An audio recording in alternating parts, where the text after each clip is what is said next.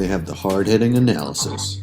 I'm anti-injury, so maybe this won't work out. Kyler's only playing one tight end this week, so that's probably going to help him out a lot. They tell it like it is. That's not what I needed, Grandma Nut. All right, the hipster fantasy player. I don't do anything. Their listeners love them. Found all your charts boring, to be frank. Caitlin was the star of the show. They break down all the statistics. 20 points. That doesn't quite add up. Maybe had 93. This is the Snick Snack Sports Podcast. Here we... All right, Snickers, help me out. Oh, what's going on, guys? Welcome to the Snick Snack Sports Fantasy Podcast. And I want to give a special shout out to all the Swifties watching us tonight. I know you're going to be joining us for the rest of the season here until the Chiefs don't win the Super Bowl and then you'll leave. But how are you doing today, Nate? Doing great, Snickers. How are you? Doing wonderful.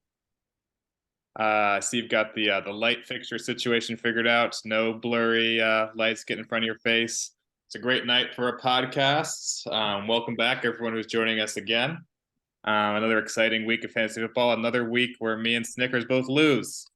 We're kind of bottom of the barrel of the league right now once again, 1-2, so it's not unrecoverable. But some of us may be trending in one direction, some of us in the other. What's going on tonight? Tonight's Thursday Night Football, Lions and Packers. It's where I'm wearing my Josiah DeGuara jersey, number 2 tight end on the Packers.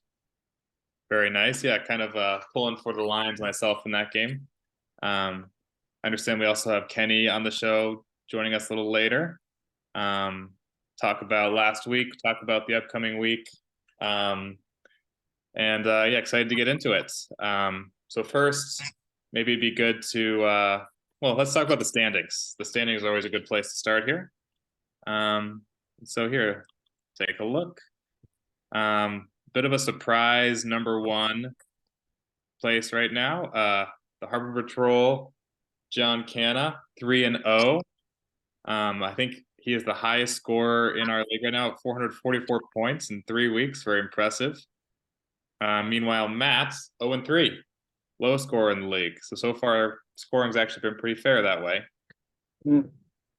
Yeah, I mean, I think John won 3 games last year. So this is an incredible start for him, especially since he wasn't present for the draft. We didn't know if he was actually going to make it or not, and he drafted extremely well, it looks like.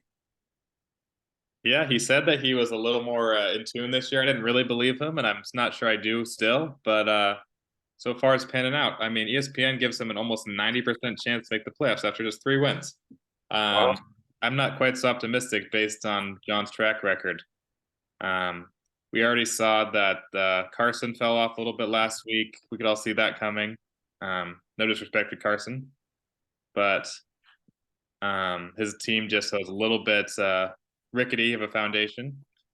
Yeah, and Ducky did win last week, despite a couple of Texans on his bench that are probably going to be in his starting lineup this week. We'll talk about that in a minute here. But yeah, I'm feeling pretty good being 1-2, honestly, because I am obviously the best 1-2 team if you look at the standings. And I think that I have a chance to go on a big streak here. I just lost to technically the 2 best teams. So my, strength of schedule losses are looking pretty good for me.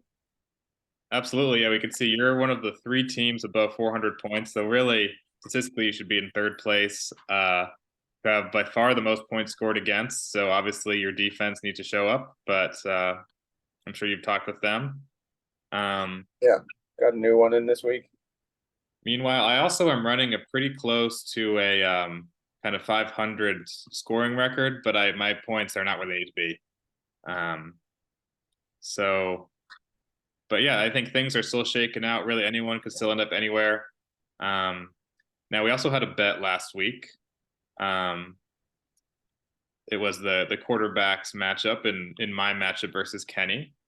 And we can see here that did not work out for me, Snickers. You're 2-1. I am 2-1. That definitely feels great. I said that Justin Herbert could have 350 and 3, and he ended up with 405 and 3 touchdowns, I believe, because Keenan Allen threw the 4th one. But yeah, that was obviously a great matchup against the Vikings. Jalen had a little bit of a harder matchup against the Buccaneers. He still, kind of embarrassed them, but he did not put up the same fantasy value there. Yeah, it was Jalen's getting off to a little bit of a slow start. He's still quarterback 8 on the season. So hard to complain about that, except for that he's got more in him, of course. He's not running like he used to. His passing games have honestly been a little bit paltry. So I'm expecting big things from him going forward, more things from him going forward.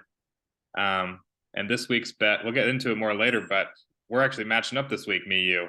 One of us is going to be 2-2, the other one 1-3. And if history is anything to say with it, people would predict you're going to be 2-2. I say nay. That's the bet. I'm going to beat you. I say it's the bet as well. You beat me last year. You actually gave me my worst loss of all time last year. And this year, I'm coming back with a vengeance. I'm projected to win by about 20 right now. I think I'm going to win by at least 40. Yeah, we'll preview that matchup when Kenny joins us later. But it is not in my favor, but that's no reason for me not to have faith in my squad. Now, what's been going on in the NFL world injury-wise this week, Nick? Yeah, this week, obviously Mike Williams tore his ACL. He's out for the season, hoping to be back for training camp next year. So that kind of stinks for all managers. People will start looking for other Chargers receivers. But Jonathan Mingo, Jimmy Garoppolo, both got concussions. We'll see how they fare coming into this week. I think they're both slotted to play. That's something to keep an eye out for. Derek Carr separated his shoulder last week in the game against the Packers, and he's probably out for a little while. I mean, famous Jameis is going to get a shot back in the league. League's always better when Jameis Winston's a starting quarterback, in my opinion. And then Bryce Young, Jalen Waddle, both back in this week. Yeah. Like I was saying, I think Gus Edwards also had a concussion. He was looking favorable to return. And the Mike Williams was interesting news because Kyle is the Mike Williams manager in our league. And he was shopping him around actually last week. I know he sent me a couple offers. I sent him a couple offers. We couldn't come to terms. I was trying to give him Christian Kirk. He said no. Tried to include something with Marquise Hollywood Brown. He said no, and I'm very happy that I still have those guys on my team now. Yeah, absolutely. I sent him an offer as well that he turned down with a couple of players. I think we had Van Jefferson and Kadarius Toney, which obviously it's not a great thing, but he seemed pretty ready to get rid of him. But happy with my guys, even if those two aren't on my team anymore. Mm-hmm. Oh, you dropped them, right? I think I dropped both of them, yeah. So that was really a non-offer. Mine were much more competitive, even though I thought I still not weak, not super strong. But yeah, so luckily this week was not quite as discouraging as previous weeks with the injuries. That was getting pretty infuriating, just how many people were getting season-ending injuries every week. Yeah. Now, let's review some of the matchups that were the most interesting last week. Got them pulled up right here. We talked about my and Kenny's matchup a little bit. My running backs continue to be the problem, not really pulling through. Joe Mixon got the touchdown. Najee continues to get like -5 yards a carry or something. And I think Chris Godwin has not been Baker's favorite. So these players are really slowing me down. I have a bench full of promising young guys, but nothing really too much to stand out besides Romeo Dobbs. And so even though Kenny, who I consider maybe the scariest member of our league right now, besides maybe John, had a down week, couldn't catch up to him. Yeah, no, Kenny just kept shooting ahead and ahead. You guys were tied for a while, but obviously has slightly better team at this moment here. Yeah, no, his team's better than mine at the moment. I don't think I've picked a positive defense yet, which hasn't helped either. That is not a good idea. I'll give you some help on that next week when we're not playing each other. Now, in your matchup, you weren't able to pull it out either, or it was a bit more of a competitive matchup, I would say. No, absolutely. I mean, he had Keenan Allen and I had Raheem Mostert, both who scored more than 40 points.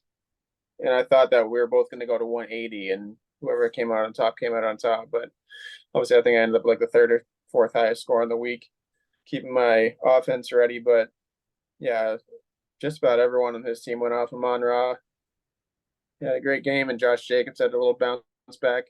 Sean Watson wasn't that bad, and he has Johnny Hecker, which is one of the most legendary punters of all time. Couldn't keep up with my Justin Jefferson, Raheem Mostert being most of my team there. Yeah, even Kyle Pitts wasn't terrible last week. 6.2 points probably got him in the top 12. Yeah.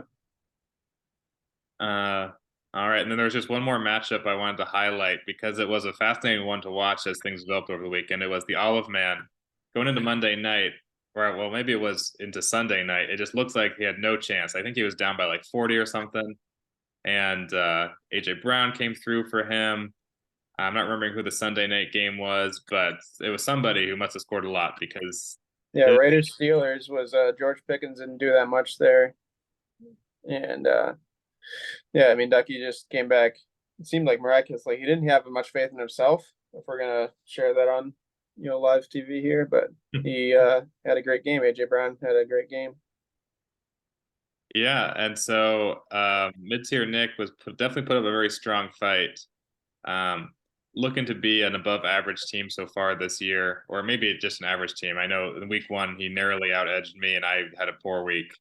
But I think everyone with the new scoring format, everyone can blow up like this because we just have so many players now. Yeah, no, you're absolutely right. After week one, the scoring has gone way up. After everyone was averaging about 105 the first week, now everyone's averaging like 130. So,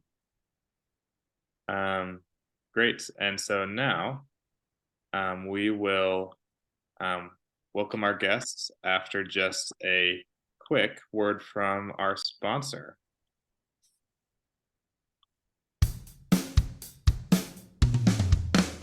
Are you tired of boring snacks? The same old nuts or ruts? Too much of a fuss to make muss? Give meat snacks a try. Meat snacks are a new delicious food brought to you by the geniuses behind Aloe Vera Margarita and Road Pasta. They are made from 100% food with plenty of added sugar. Kids love them, adults love them, everyone except the Dutch love them, but the Dutch can get rid. No, seriously, fuck the Dutch.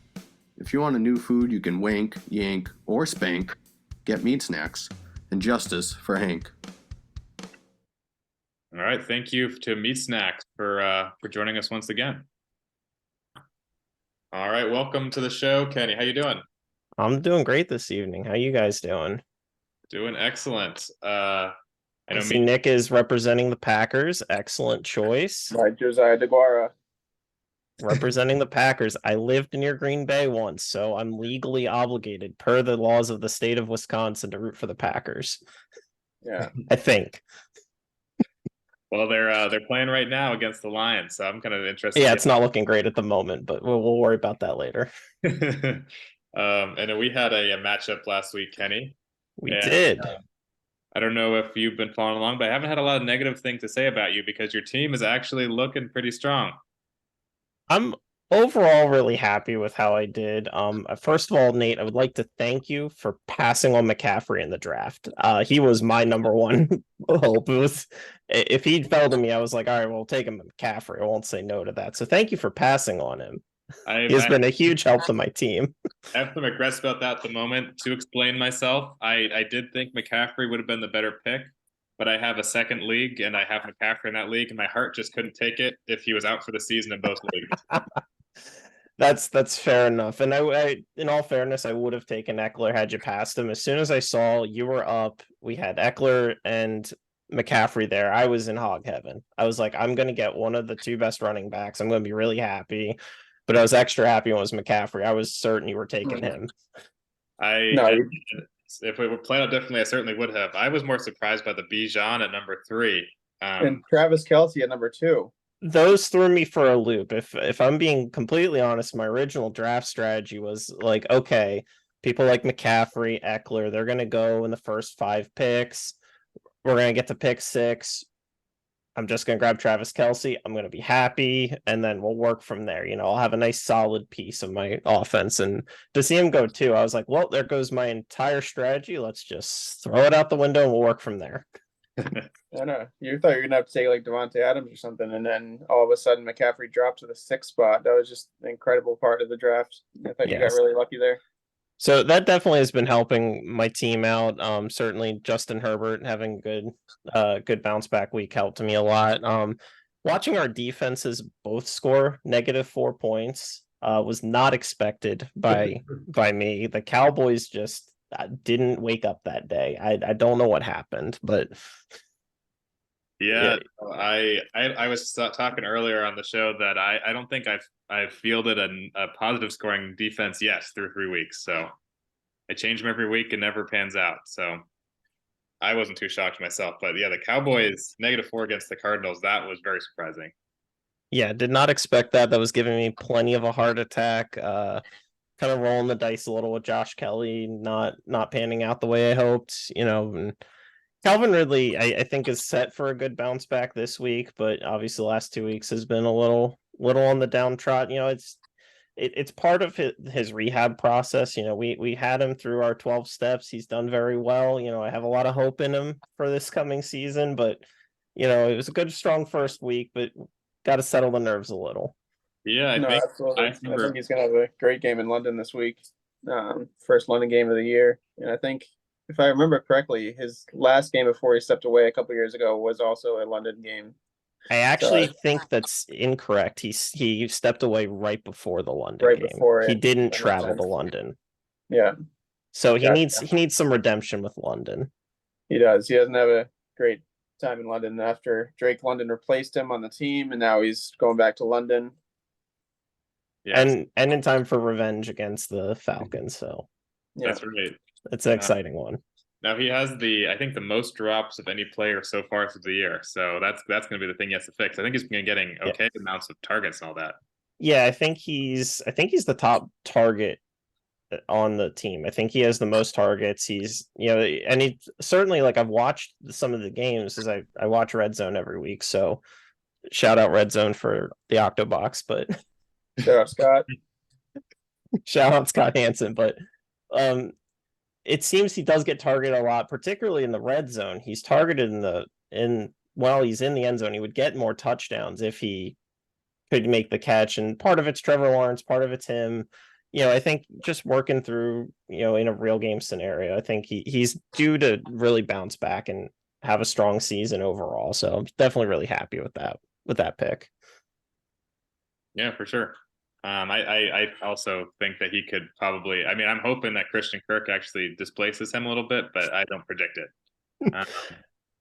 I think that could be a solid 1-2 punch, though. So I think that there may be room for both of them. Now, if we start looking at your matchup for next week, Kenny, I see you're up against Katie. What do you see happening here? So I'm definitely first thing I find interesting is I'm in another league I'm in. I actually have Stephon Diggs and Amari Cooper sitting on my roster. So that's a little scary. It's like I want to root for them in my other league, but I'm honestly doing terrible in that league. So I'm okay if they just have another off week. But so that's definitely scary for me. DeAndre Swift really having a good resurgence in his career in Philadelphia. I mean, it's pretty easy to make a running back look good when you have the offensive line of the Philadelphia Eagles. I'm sorry, the Phila Georgia Bulldogs.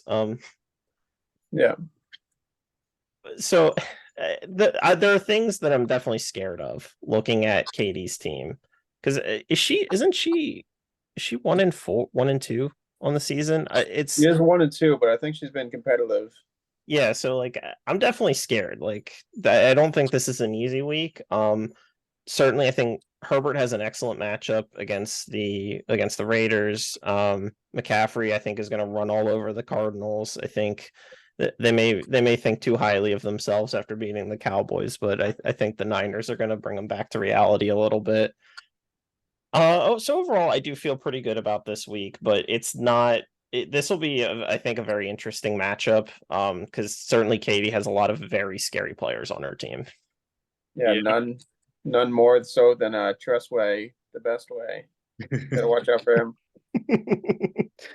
The punters have been an interesting addition to the league this year. It's a weird it's kind of like defenses. It's really just hard to think about like who's going to be the best because you want to get them to get in the inside the 20-yard line. So you don't want like a team. You almost don't want a team that's not going to move the ball at all. That's really going to. You don't want the bottom tier team, but you really don't want the top tier team because they're not going to punt that much. It's just an interesting dynamic with the league this year. So Tress Way coming at me strong. I'm not so sure about my pick with Logan Cook, but we're learning a lot about punters this year. Yeah, I find it fun it makes it fun to watch the games of just usually you're not paying too much attention to the punts. It's fun to have something else to pay attention to. Absolutely. Yeah, you're watching the games with Kyle. Kyle loves watching the punts, saying like, "Oh yeah," and then freaking out if he goes into the end zone or if he's getting a 10-yard punt. Pretty fun. Just add something else to it. Yeah, absolutely. I noticed that you have Brandon Ayuk and Jordan Addison still on your bench, which must make you feel pretty good about the longevity of this season too. Those guys could easily fill in as top receivers, I feel like. Yeah, I for sure. Jordan Addison, I was actually pretty high on in the preseason. You know, with Adam Thielen leaving Minnesota, I felt that, you know, there's good opportunity for another receiver to really step up in there. Certainly they have Osborne, but, you know, Jefferson's obviously going to take the lion's share of targets and get a lot of yards and do very well. But, you know, defenses are obviously going to focus on it. Yeah, I see that, Nick. That was a solid number one pick. I was not surprised when you said you were taking the number one pick that Jefferson was your pick. Like, that was an easy one. But, you know, so the hope with like Addison is that, you know, he can develop more into being a good secondary option or a third option even, and just give me a little longevity. I was pretty high on Addison coming into the season. Nice. Ducky would say I was too high. I saw his comments during the draft, but I really like him. No, I really like him too. I think he has a chance to be the best rookie receiver this year. And considering you have the luxury to wait him out as long as he needs before he becomes like a Jalen Waddle type number two, I would support the pick as well. Yeah, I think you can take this one, Kenny. I do like Katie's team, but I like your team more right now. I think this one will. I just have a bad feeling we're going to come down to a nail biter at the end. Just watching the last couple points, see how it all falls, but definitely an exciting matchup. Yeah, the only thing I'm worried for your sake is Patrick Mahomes Sunday night against the Jets. If he just scorches them for 17. Yeah, I'm just gonna hope that they're distracted by Taylor Swift or something. That's really all I need. Yeah. And also, Aaron Jones has no points yet through the first quarter, so I'm aware of that one. I'm not happy. Now, what's also interesting is me and Nick are actually playing each other. I did see that. That is our bet for the week. Now he is currently projected 133, and I'm projected 115, which is paltry in this new format. I do have Austin Eckler on the IR. That would make a big difference over someone like Najee. But yeah. What do you think? Make me feel better, Kenny. How do I win this? So, I mean, first of all, you do have Jalen Hurts. And as the resident Eagles fan, I love Jalen Hurts. So that definitely is a good. And so looking at you got Puka Nacua. I think he's, you know, you still have Cooper Kupp on IR, so you have a lot of good potential there. And against the Colts, I mean, we'll see how that matchup plays out. But I mean, I think the Rams are actually, you know, kind of getting their stuff together, figuring it out a little bit. Godwin, I actually was watching, obviously, the Eagles game on Monday night. I thought Godwin was actually having a really decent game. He's really seemed to play well with Baker Mayfield. Joe Mixon is an excellent running back. I think you have a lot of good players on your team. I think the big upside for Nick, and I'm sorry about this, Nate, is Anthony Richardson is, I think, my surprise of the year. I was not high on Anthony Richardson at all. I was like, okay, you know, you're going to draft him, let him be raw talent, you know, throw a ball that can hit the roof of your dome or something. But like, it's gonna be growing pains. It's gonna take a while. But he has been electric when he's played, and that is a tough thing for this matchup. But I really like a lot of the players you have. I really Hunter Henry, even if you can get Mac Jones to throw him the ball, I think like you have a chance. Yeah, if Hunter Henry gets any points, then he's probably going to get some points, unlike last week. Yeah, you just got to get points. That's how you win. I agree. I think points will help. I'm really also just hoping that perhaps Anthony Richardson said something disrespectful about Aaron Donald's mom or something, because that defense isn't too intimidating, but at least Aaron Donald's is there, and maybe he can do something special to show up Anthony Richardson for the night. I do think also that Chris Godwin, he's been a little low performing for me so far. It's because Baker's been paying way too much attention to the Mike Evans, and I think that maybe Chris Godwin needs to book some breakfast reservations with Baker, maybe some coffee and some coffee and some donuts. You just got to sweeten the deal a little. Worked for Cooper Kupp, so that's my best advice to him. Yeah, maybe some more baked goods versus donuts there. Shane made a Baker joke a couple weeks ago, and it wasn't very funny either.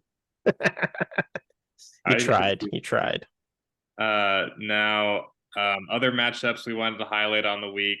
I just thought it was interesting, the 3-0 team playing the 0-3 team. I feel bad for Matt's team, but I just do not like it at all. I don't necessarily think he's going to have a comeback win, although somehow he's projected for more points than me. But Rashad White isn't going to be good this year. Khalil Herbert, what an awful 1-2 punch right now.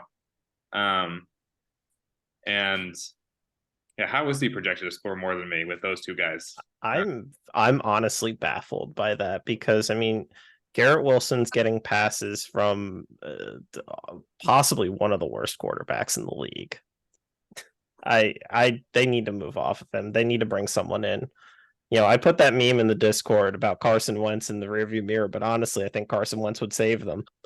I mean, honestly, being not an Eagles fan myself, and I don't know exactly your feelings about him, I think Carson Wentz would be incredible if he was on the New York Jets right now. I mean, so Carson Wentz obviously has his problems. Yeah. Carson Wentz obviously has his problems. Like, he is not reliable with the ball. You are playing a bit of a gambling game, which if you have a gambling problem, come to our meetings. But it's a bit of a roll of the dice. But when you lose someone like Aaron Rodgers, you gotta, and like your third string is just Aaron Rodgers' buddy. Like, he's not really, you don't really have a reliable backup. I am amazed that there's not more rumors of them working out with other quarterbacks. Well, they just signed Trey Simeon, right? Yeah, did they sign Trey Simeon? Oh yeah. I remember hearing that the other day. But like, that's not much of an upgrade. I genuinely think like they should be on the phone with Carson Wentz. I think, like, I joked about it in the Discord, but I think like you just need someone that has the ability to pass the ball. Even you're gonna deal with some interceptions. That defense is so intimidating. The Jets defense is really good and can keep you in games. You just need to score more than 5 points a game. And right now I don't see them scoring much more than 5 points. So I really don't like that Matt has Garrett Wilson. Jamar Chase obviously off to a slow start with God, I'm really blanking on names tonight. Burrow. Yeah. Like, I'm just blanking on names. It's been a long day. I just played pickleball for like 2 hours. I'm tired. No worries there, Kenny. What about you? Who are you calling for a matchup of the week? Yeah, I'm liking the Kyle versus Shane matchup here. Get that pulled up because Shane keeps changing his team name here, but it's pretty interesting. They're both 2-1. They're both projected for a decent amount of points. Looks like Shane's gone down a little bit since the game started here, but they both have pretty decent rosters. I mean, Shane's looks average on best here, and Kyle's starting Ernest Jones, the Rams, I don't think he's a starter even, but I think obviously Kyle's projected to win. He has roughly the better players, but Shane gets Kamara back this week. He gets Lockett and Gabe the Babe. Looking like going to be a pretty fun matchup to watch. Pretty high scoring, I'd say. Yeah, I'm actually pretty concerned about Kyle's running back core too. I mean, so these guys could work out, but it just has not worked out for them so far. So that I think if it doesn't pan out, it's going to be because of those guys. Or he has a lot of extra backup running backs on his bench: Tyjae Spears, Tyler Algier, Jalen Warren, and Dalvin Cook. If you combine them all into one player, he'd score a lot of points. I forgot about Dalvin Cook. He hasn't done anything this year, right? He hasn't scored any touchdowns. He's been on the field probably 30-40% of the snaps. Interesting. Now, yeah, so I would pick Kyle here. I mean, Shane's team, well, it's close. I think it all depends on if Devon Achane is a revelation or not. You mean Achane? Achane, correct. That we just learned that his name is Achane. Now, just because I don't have a ton of time left, I want to go over to the offers report. I saw that you made a bid here. It was actually it was a Shane versus Snickers versus Kenny on Josh Palmer. Didn't get him, Kenny. What do you think? I mean, I just kind of threw a hat at it. Like I was like, maybe I'll get someone, just mess with them if I can sneak in for $11. Maybe someone will put like a 9 or a 10 or something. I wasn't super heartbroken about it. I mean, when you look at my backup wide receivers, I'm pretty solid. I don't really need Joshua Palmer. So yeah, that's what they all say. But yeah, that's why I declined the trade, Nick. You tried to trade him to me. Oh. What's that about? He's a good player. He's the number 1 on the team right now. Well, besides Keenan Allen. That's quite the move. Just slightly outbid someone and then immediately try to turn around and trade him. But no, I just thought I was surprised at the amount of money being tossed around here. Just in this league, I feel like people are pretty meek with their bids, and all of a sudden this like second, third string wide receiver is getting $15 thrown at him. I mean, I don't think it's an unreasonable pickup. Like obviously with losing Mike Williams for the season is, you're going to need to fill that void in some way, and obviously the Chargers is probably one of the most pass happy offenses in this league. You got Justin Herbert that can sling the ball all day.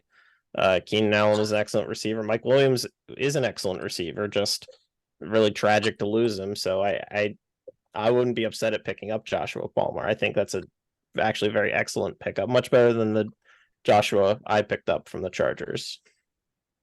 Yeah, JK is joking around with his touches. He was really good week 1, and then he forgot how to play after that, it looks like. We'll see how it goes moving forward here. And I noticed, Snickers, you also were giving me crap for picking up Matt Breida a couple weeks ago, and here you picked up Gary Brightwell. I think he's going to get even less carries than Breida. I tried to pick up Garrett Brightwell, and it was unsuccessful because I was dropping the same player I was dropping to pick up Josh Palmer. Oh, but yeah, I was mainly doing that as a joke at you. To see if Gary, I was going to put him on the bench and see if he outscored Matt Breida. Well, I'm glad that you don't get the satisfaction now. But I do not think Matt Breida will get more than like 4 points. So it wouldn't be too hard to outscore him. But yeah, I'm kind of regretting spending $11 on that. So now, Kenny, what games are you going to be watching this week? I know probably the Eagles, but other than that, what do you have your eye on? There are a couple really interesting games this week, and I think by far the most exciting and potentially electric game is going to be the Dolphins and the Bills. That's just has such great potential to be a real shootout. Also has potential to end up turning into a nothing burger. I mean, I would hope that it's not just the Bills don't just roll over like the Broncos, but I don't expect, scoring records to be discussed of whether they could be broken or not. But the Dolphins and Bills, you got division rivalry, you got really just the Dolphins putting on a clinic last week. I think that's a really fascinating matchup for the week. Yeah, I mean, the 3-0 Miami Dolphins one. Who's going to think of that? 2 years in a row, I think they're 3-0, which is just incredible. But yeah, I'm actually really excited about Falcons Jaguars in London. I always get really excited about the first London game of the year. It's going to be really fun. Obviously, we talked about the revenge game for your guy there, but the Jaguars honestly play well. Trevor Lawrence played well the last 2 times he was in London, throwing for almost 300 yards both times. And Falcons, I think this could be a pretty high scoring game, at least like 33-27, something like that. Yeah, I think get the running game going. Now, that's a good reminder to people, though, too. If you're on the East Coast like we are, set your lineup because this is like a 9 a.m. game, right? 9:30, something like that. 9:30. 9:30. That's 7:30 for you and Matt and Katie. Oh, they're Mountain Time. That's 2 hours. Oh yeah, yeah. Yeah. So, Yeah, so 7:30. They gotta have that ready the night before, or be up at the crack of dawn.